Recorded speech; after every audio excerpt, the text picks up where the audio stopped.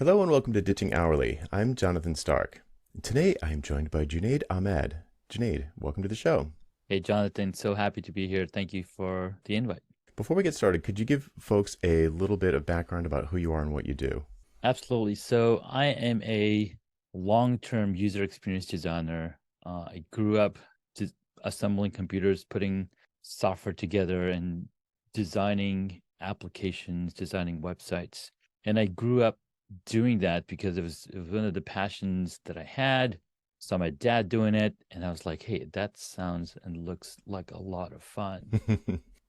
And over time, I got introduced to technology, introduced to cameras, introduced to like a lot of different things. And I put them all into my passion and put it all together. So not only was I exploring it, but I was also experimenting with the different tech, with the different cameras and photos. And I think one of the things that really helped me grow was the communities that I was part of, the communities that enabled me to hone in that skill and really learn more of what it takes to have a good lens or good lighting and good photography. And it just kept going in that direction. As we grow, we find ourselves in different spaces.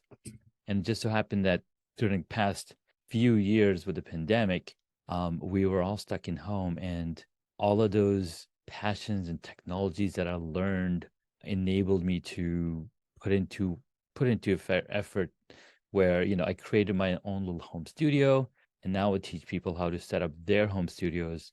I also have a podcast, and the podcast was basically the lead into why I even built a home studio. So that's a wild transition.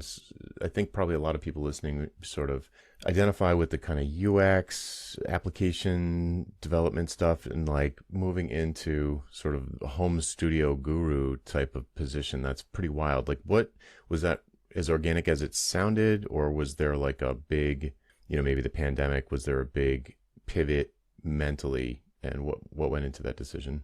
Sure. So the pivot not didn't just happen during the pandemic. I've been taking photos. In fact, my very first film camera, photo camera, was probably given to me back in 1989. So I've been behind cameras for a long time. So going from film camera to digital cameras to then DSLRs, and so it's been a progression over the years. I've done short films and documentaries for the past decade. So it enabled me to think from that perspective of, okay, what's the Hollywood eye looking at? I took a few courses, applied into my short films, and they talk a lot about blocking and staging. And I'm like, what is this blocking? What are you talking about blocking?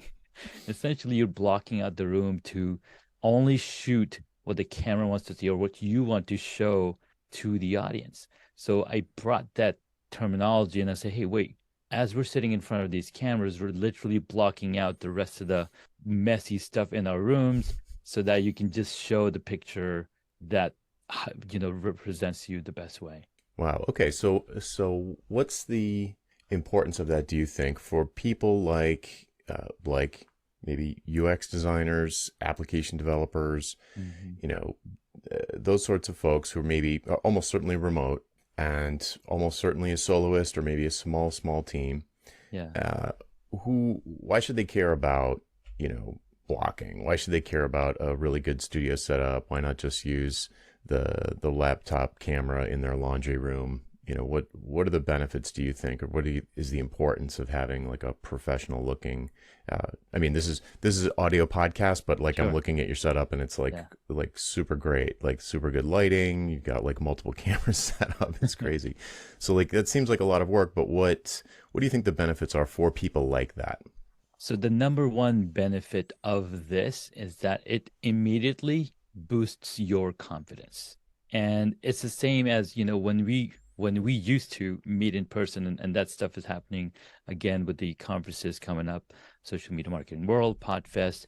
What are people doing? They're putting on their best clothes, their best $1,000 Italian suit, showing up on these events. So essentially, when you level up your video quality, you're doing the same thing because we have been meeting in Zoom calls for a very long time. I mean, if there was a number of 10,000 hours, we've already crossed that number because we've spent so much time.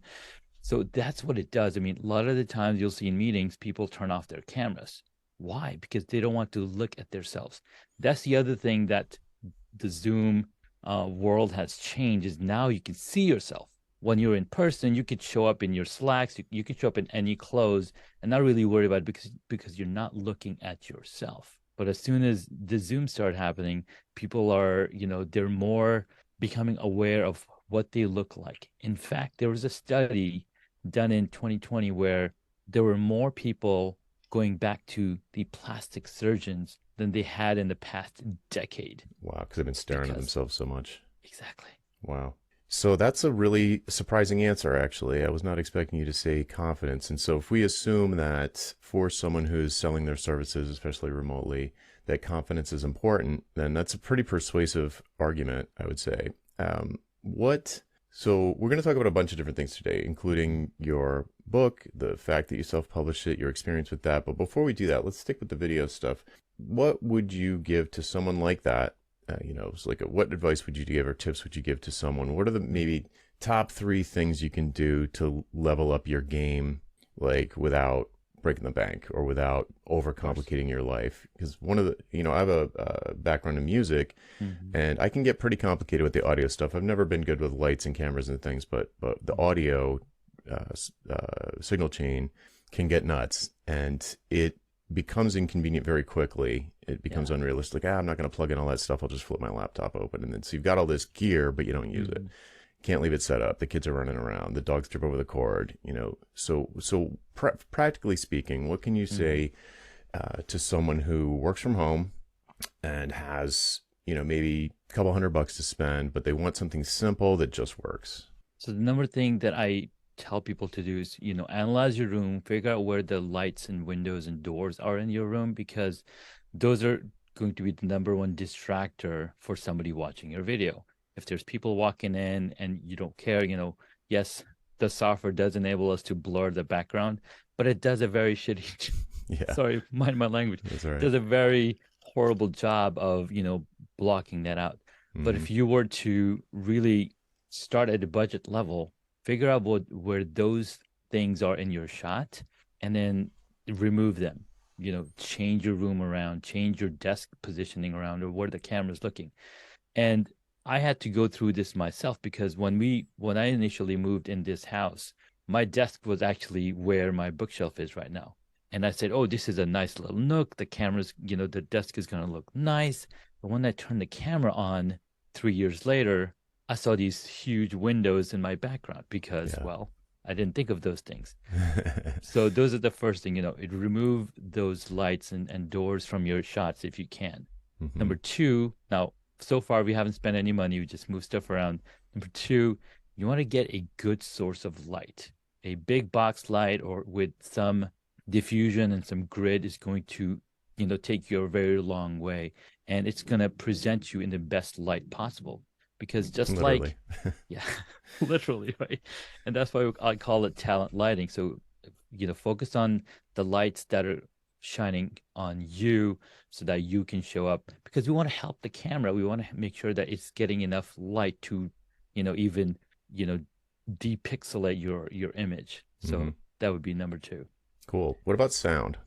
Sound is the most important when it comes to studio, because if you cannot hear my audio, we've literally lost all communication capability, right?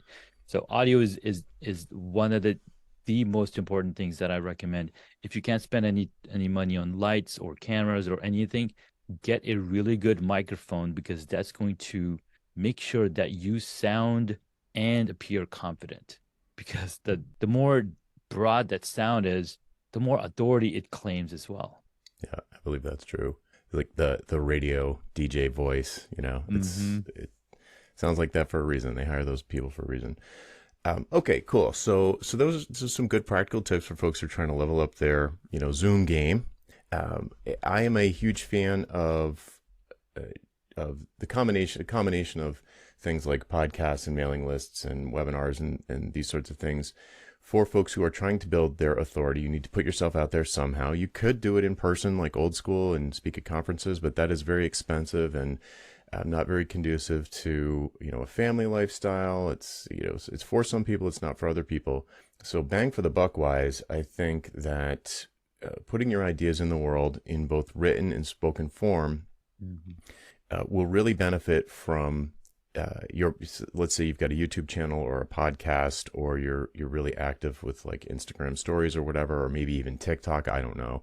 And immediately the sort of level of professionalism will immediately, I like the confidence and authority though. It's because to me, it's not about like, look how good I am at video production. Because sometimes I feel like that can almost backfire. It looks too slick, or it looks too, it's not what we're here for when we're looking to, have somebody do a screencast of how to use Blender, something like that. So I think you can go overboard, but the confidence and authority that come from, like you said, like you would get dressed up in person, like you're kind of getting dressed up in the digital world in a way that I think confers more authority. So for folks who are either podcasting, audio or video, take even some small steps like rearranging your room and getting a decent mic. You don't have to go nuts. A couple $100 would probably be plenty to, be better than your dangling AirPods mic or whatever it's called. Okay, cool. So I think that's probably preaching to the choir, more or less. Let's talk a little bit about this book that you just released. So it is published now, right? Yes, it is. And what's it called? Tell us about the book. It's called Mastering iPhone Video Production. Cool. What if I'm an Android guy? Well, the cool part is there's a lot of philosophy. There's a lot of, what do you call it? Industry techniques or best practices that I've listed there. The reason I've mentioned iPhone and not an Android is because I don't have direct interaction or experience with the device, but the information and knowledge in there is quite universal, because the apps that I mentioned in the book, some are iPhone specific, but there's a few of them that are available on both platforms. Cool. And who's the book for? Wow, I love that question. Now, the book is for literally anybody looking to get started with video, right? We think, oh, we need a red camera, a really nice microphone. Well, yes, eventually you might go in that direction depending on your expertise and who you're working with. But I think the most important thing is to get started. And sometimes we just overthink, and there's a specific word that I can't remember. But procrastinate. Yeah, procrastinate. You analyze, you become your analysis and paralysis or something like that. And you do that and you forget why you're even doing it. So I like to refocus on why you're actually doing it, is because you want to share a story, you want to share a message, you're creating these memories that you can then embarrass your kids when they're getting married. So there's so many different ways. In fact, there was a ad that Apple played almost 10 years ago, where they're going to a Christmas party, and then this kid is like always on his phone, and they're like, what is this kid doing? You can always see him in the background, he's doing this and that. But then towards the end of this short film, they show the video that he created on his iPhone. And this video was so heartwarming. Everybody was like, oh my God, that's what he was doing. So that kind of inspired me into, hey, we have these powerful $1,000 smartphones and video cameras in our hands. Why not use them to the best of their ability and get ahead of the curve in building that muscle of documenting your journey, documenting what it is that you're going through. Okay, cool. And so for someone who's just wants to get started with video, what kinds of things are they going to learn from the book? So maybe, I mean, like you said, everybody's probably got some experience with Zoom now, but what are these, do you think it's folks who are, like me, and they're maybe selling some kind of coaching or consulting, and they're not an influencer, they're not trying to sell ads or make ad money from YouTube. Is it more for people like that, or is it do you think it's just broadly applicable to anybody who wants to kind of like have this? I mean, what would you call it? It's like kind of like a low budget, low maintenance, high quality video experience. I think so. I mean, it is low budget. It is something that we use this device for almost everything. So why not it also create content for you? Now, it could be for all of those uh things you mentioned, it could be for course creation. I've actually know some Huh. people who've used an iPhone or an Android to create their course videos because the camera is really great, the lens is on there, and the sensors is really great.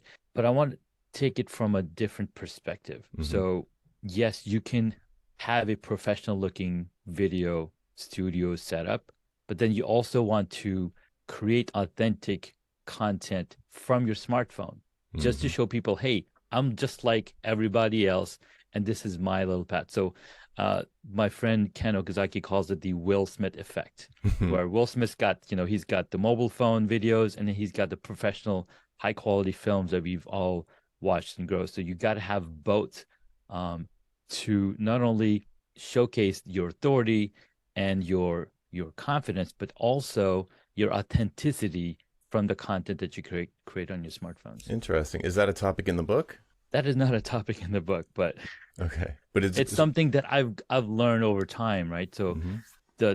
the experience and the knowledge that I've shared in the book came from my own personal experience of shooting a video of my brother-in-law and I, we were off-roading this truck in Moab, and I'm capturing this film on my iPhone, like throughout this 2 hour journey. And then I put this whole video together, posted on YouTube, and then he had shared it in his group where the same off-roaders hung out, Mhm. and the video gained 35,000 views. Hmm. I'm like, this is really interesting. I mean, I just use my smartphone to edit and put all these things together. How is this? So there's a combination of things happening. Number one, there's something people can grasp and start watching. Number two, it was presented in a place where these people are already in that genre of experience. So Mm. when you talk about niching down, well, that's literally niching down. People who have 100 series Land Cruiser from one specific series are going to this event. Well, they're gonna go watch this video because that's what they drive. Yeah, that's what they're into. Wow, cool. All right, so the book is very technical, right? Is that fair to say? It's like here's a how to. Yeah, so there's a lot of how to in the second half of the book, but the first half of the book is kind of a little background story on why I even got into or how I got into it. So kind of like a little Mhm. backstory about Junaid Mhm. and how Cool. he grew up, learning about video, learning about tech, and what what inspired me to even get there. Mm. Okay, so let's go into the book from a. How does the book function in your? I'm going to assume business. So Hmm. so let's say, tell us a little bit about your business. What is your business model like? Is this book? I don't think this book is like a fun side hustle hobby thing that you're doing. So it seems like a little bit more serious undertaking. Yeah. So what does that whole model look like? So I love that question because one of the things that you mentioned in your uh the pricing Oh, the pricing course, seminar. Hmm. the pricing seminar was productizing our services. So I think this is one level of productizing, or not even that, but it's just so much easier to promote a book Hmm. than your own services Yeah. because of the value that you're delivering in such a, the price that they have to pay. Hmm. And I was talking to my group and I was like, why is it so easy for me to promote my book, but not my services or home studio mastery or podcast production? And they're like, well, because you're probably not valuing yourself or feeling worthy enough to push, the same kind of effort on those other spaces. I was like, wow, that is really deep and it's really, really interesting.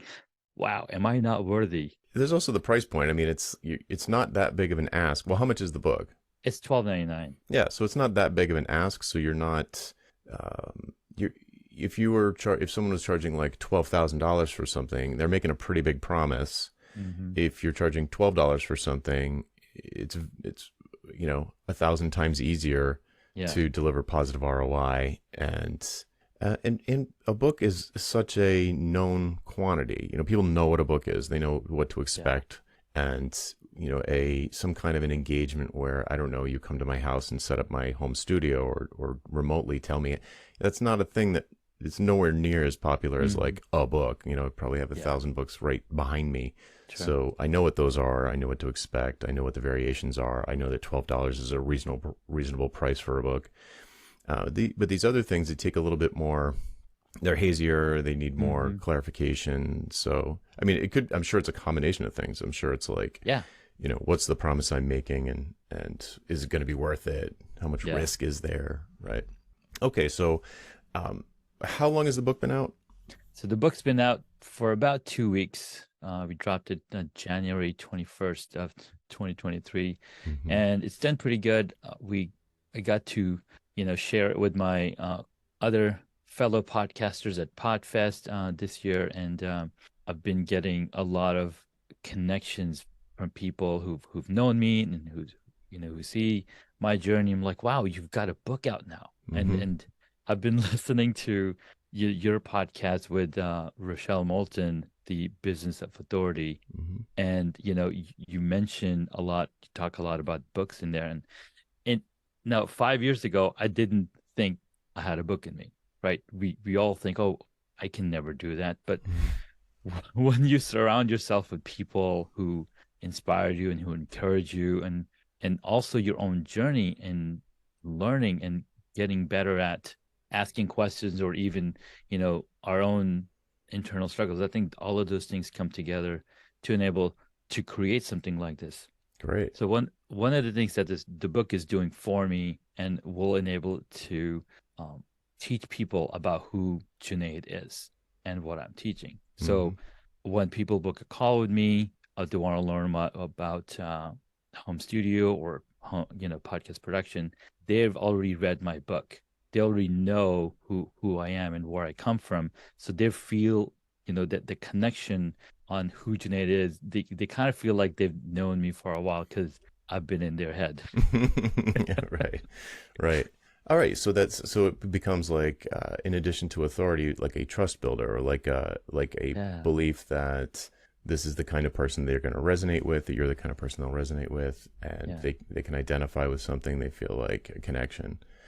Cool. So So presumably a book that's this specific, presumably it's not going to be, a number one New York Times bestseller that, mhm. like Atomic Habits or something, making Yeah, $1 million. It's not the point, right? right. So how do or it's probably too soon to say, Sure. but I can imagine, like, but what is the plan? I can imagine what the plan is. So you offer some sort of services on top of this that are related to the Yeah. book, right? And perhaps people who want help with it can hire you to do that sort of thing. What does that look like? Yeah, so I think this was more of an introductory into the world of Junaid. Like there's a few more books that are following this specific book that are going to be more constructed towards the services that I offer. Okay. Right? So this is a timeline, in the timeline of Junaid's happenings of what he's done, right? This is what I did in the past 5, 6 years, and where it got me. And then the next book will be talking about the other aspect of what I got into and what enabled me to even get to the level of building home studio and teaching people home studios. So the goal is to just create content and just teach the world what we've learned, because sometimes you go to bed thinking, oh, I wish I would have done that. So I'm trying to eliminate that. And like, okay, I've done this. All right, I can sleep happy. I'll see. Check you out. Already planning multiple books. So, okay, let's talk about the kind of tactical aspects of the book production. So, what Hmm. did you could pretty much start anywhere. I'm Sure. curious first about the writing process. How did you find the time to write? Once you knew what you wanted to write about, how did you find the time to write? How long did it take? Did you have beta readers or an editor or anything like that? Let's talk about the writing process for a second. Absolutely. So this this actually happens so because of the experience that I shared, or how I did the video, I was like, okay, I know the basics. I know all of this stuff. And back in 2018, my friend asked me, hey, I showed up to this LinkedIn event and I was walking around with a gimbal and my smartphone on it, recording video content. It's like, and he asked me, Junaid, would you mind speaking at the next event on how to create content with your smartphone? I was like, sure, I can do that. So I went to work and I started writing down all the basics of the essentials, all the things that are involved in creating good video content, creating good video. So I kind of had a PowerPoint presentation or, kind of an outline of, hey, this is all the stuff that you need to know. And as I curated this content, as I put this stuff together, it started coming to me and I was like, okay, let's sit down and really talk about what all goes into it.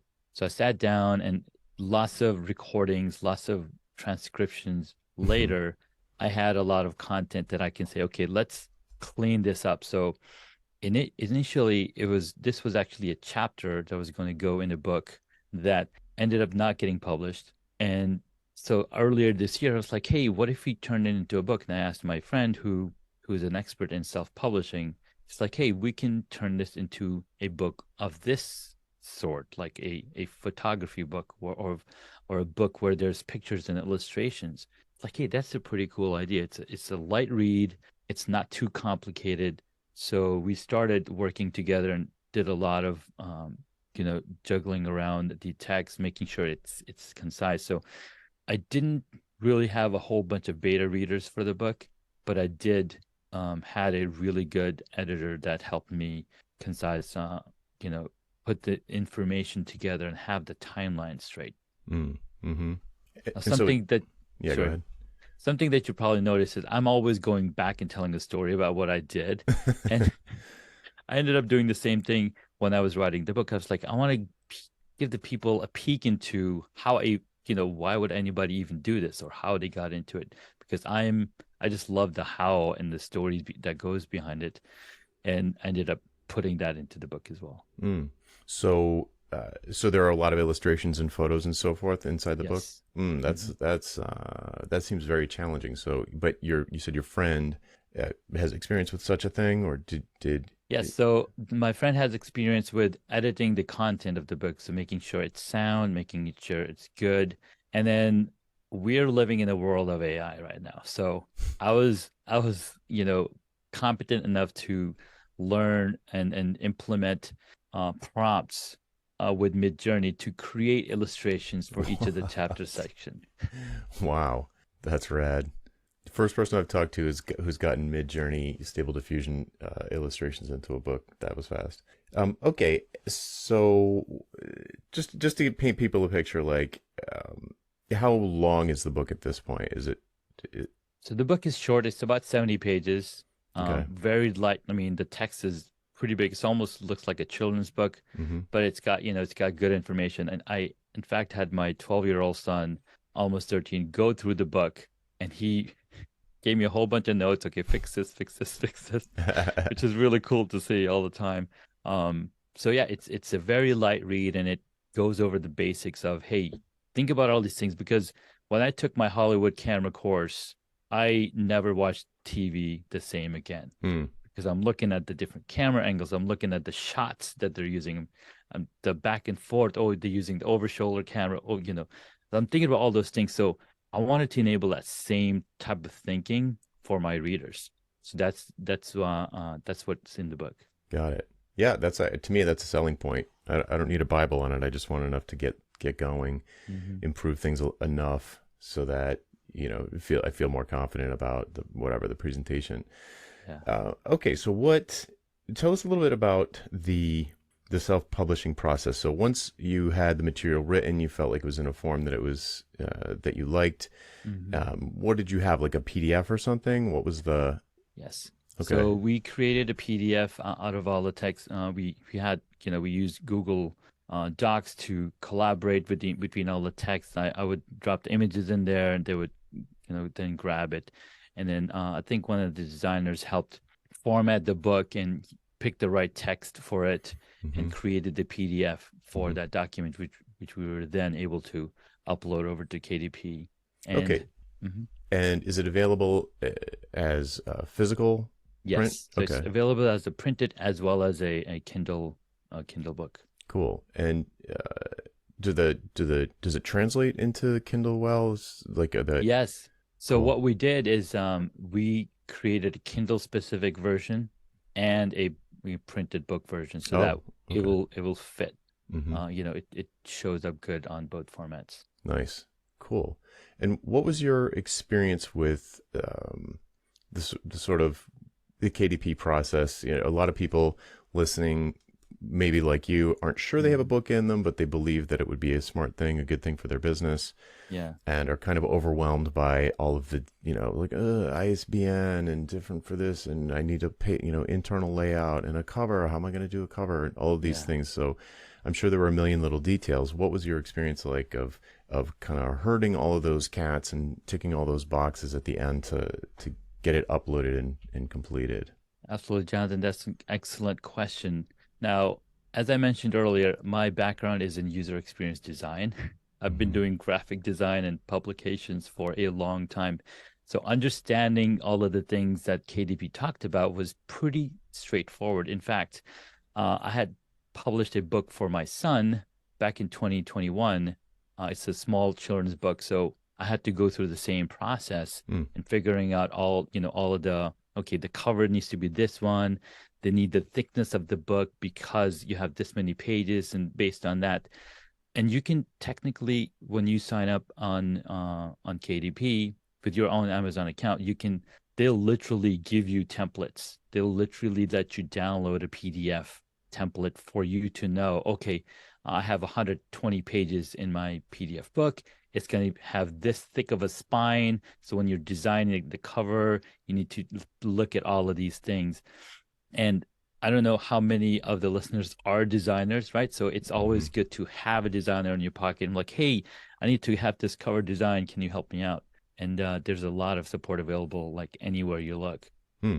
Cool. So yeah, I've got a few students who are going or sort of approaching the end of a serious first draft of more business type book, Mhm. and they're all like juggling all of these different sort of to dos. It's like a big Yeah. long list of to dos for all of the different things, and I feel like the trying to think if there are any exceptions here. Pretty much everybody has someone helping with design and someone helping with editing. Yeah. And and in my past, having done both, like traditional publishing with like multiple editors for a single book, Mhm. like a sort of high level editor, senior editor, and then like technical editors, and all just such a big team of people Yeah. doing all of the cover and all of that stuff. It really, if you can afford to hire someone to help with sort of editorial concerns and with the design concerns like interior layout, the cover, all of that stuff, it's Mhm. the prices are probably range wildly, but getting Yeah. some help with that I think is a really good investment.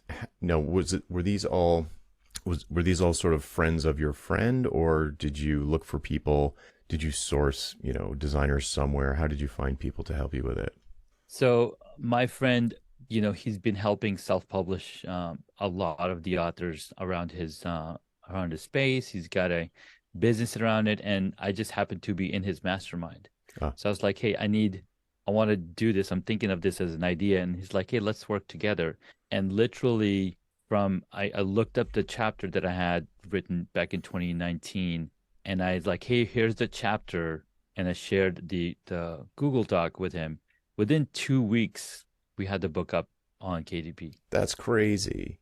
So because, was the chapter basically all of the material and you needed to augment it with yeah, so the illustrations? chapter was a small chapter part of a larger book. So it was like 15 collaborators in this book. Hmm. So there's 70, 60 pages of actually, no, it was a lot less pages, probably 3,500 words. Hmm. So that's why we went with the route of having illustrations in the book because it comes out to be a much more substantial as opposed to be a thin book that's like just text. Hmm. So there was a lot of different things that we experimented in figuring, okay, how can this have a much broader feel and a much more expensive feel. Mm. And he's got a team of editors. I mean, he's an editor himself. His wife is an editor, and then they brought in a designer that works with them on all of their books.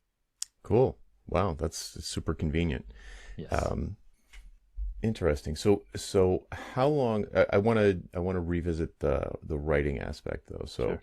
so it was 2 weeks from this conversation to having it up on KDP, which is very fast. But you didn't write. You had previously written it. I had previously written it exactly. Yeah. And what was that writing experience like? Was that what you did based on the talk that you gave? Is it something you put together and fleshed out based on the talk?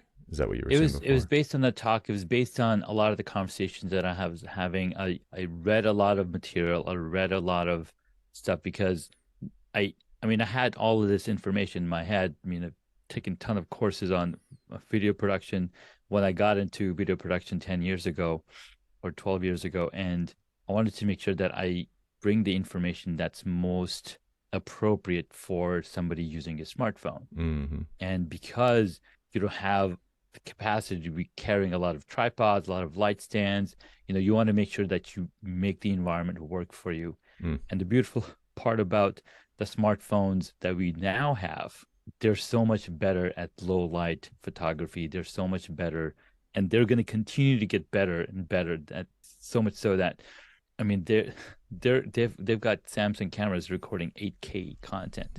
So all of this is to say that lighting and good audio is still something that you want to pay attention to when you're creating content. So the writing experience was a lot of the collaboration and learning and putting it down on paper, either via voice or via text. I put the voice down and then I'm like, okay, let's clean this up, and I would go back over it. And that probably took me a good month and a half to 2 months, maybe even longer, because things keep changing, stuff keeps evolving, and I want to make sure that the story is concise and it stands to the test of time. Mm.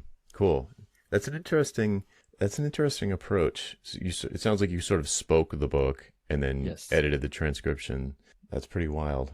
I actually have someone else who used a similar workflow recently, where she had like basically a course series. It was like a series of workshops that all held, were for the same kind of person to go through different phases of Yeah. business development. And we were talking about writing a book, and I'm like, well, the material's probably all in your courses. Like, it's probably what you're teaching. And she was like, oh, you're right. Yes, that is what I was going to write. I'm like, well, Yeah. you have like an assistant who has editorial type skills. It's like, what would happen if you got them transcribed? Like, sometimes people, like, I just interrupted myself in the middle of a thought. Like, sometimes when you're talking, it's not as smooth as it would be writing, and maybe Yeah. the editing process could be more work than it's worth. But Yeah. the sort of automated transcript capabilities that now are basically free anywhere you can get anywhere. I wonder how much of a game changer that's going to be for book writing. How many people are going to be able to just take existing content that they can speak relatively easily Yeah. and use that as the source material for a written work. Jury's out with me. I'm not sure, but it sounds like it worked for you. I don't know if it's something that I would recommend broadly yet, but it Right. is a very interesting tactic. So this is my third attempt at writing a book from, audio. One of the other reasons that I like it is I can talk 200 to 300 words per minute faster than I can type. Mm-hmm. And yes, there's a lot of double clutching, there's a lot of Right. ums and ahs, and there's a lot of pauses, or there's a lot of repeating the same words. But something that I've learned over the years was to control the words that I say. And as podcasters, we spend a lot of time automatically muting the ums and ahs that we would say. And thank God that I stepped into Toastmasters back in 2016. That helped me a lot. And then, having experience in interviewing over 400 people on my own podcast was another game changer. So there's a lot of self work that you do have to put in to be able to write a book without writing it. Yeah, that's a really good point. There's a certain performance aspect to podcasting, even if you're going to edit it after that. I sometimes say, the best way to stop saying all the time is to edit your own podcast for a couple of months. And you'll be like, Yes. oh, now Descript can just pull them out automatically, but it used Yes, to be you you had to like go through and cut out every one. And after a while, you're like, I'm just going to leave a space there instead of saying, and it makes your life a lot easier. So much easier. But yeah, if you do see now, to pulling it back to my world specifically, I work with a lot of expertise-based businesses, a lot of soloists, and speaking is one of the things that you need to do to spread your, build your authority, spread your message, and get your story out there. It's just really, really hard to do without speaking and writing, speaking and writing. So you should be getting better at speaking anyway. I think having a podcast is a great way to get better at, for a million reasons. There's a podcast is a good thing to have. But one of the things is it helps you get better at organizing your thoughts before they come out of your mouth. And if you're getting good at that anyway, and you've got a sort of curriculum of material that you normally teach, or maybe it's a series of webinars or talks that you give at conferences or anything like that, it's fascinating approach to kind of skipping over that blinking cursor, like, oh, this feels like so much work, typing. And there's something about, I think if you do feel like an expert at what you do, dear listener, it can feel like a really clogged bottleneck to have that information that you can just say so easily, have to go through your fingers. It just feels really slow, painstaking, takes forever. You're going back over and perfecting every paragraph while you're trying to write, when you could just like stand up in front of an audience and speak for 60 minutes. And that's probably 10,000 words right there. Yes, it is. Cool. So this has been super helpful. I haven't bought the book yet, but I'm going to. I happen to be in the process of setting up a new office that really, I almost don't want to call it an office. I want to call it more of a studio. And right now I'm in the process of, it's very square, flat walls and empty. So it's real echoey. So I'm in the process of doing all the sound dampening, but I also need to get my light game in order. So I will be picking up the book as soon as we hang up here. Where can people go to find out more about what you're doing? Maybe get some, maybe buy the book, maybe find out what else you're working on? So they can learn more about me over at superjunaid.com. And if they want to learn about home studio aspect of thing, they can head on over to homestudiomastery.com. I'm actually doing a 5-day challenge in March. Cool. And I'll be doing these pretty often. We're calling it the home studio rehab, to help you understand what it takes to build out a great studio. And I've got my awesome podcast, hacksandhobbies.com, where, Jonathan, you were a guest a few years ago. Oh, wow. Thanks for the reminder. Cool. Well, all right, folks, that's it for this week. I'm Jonathan Stark, and I hope you join me again next time for Ditching Hourly. Bye.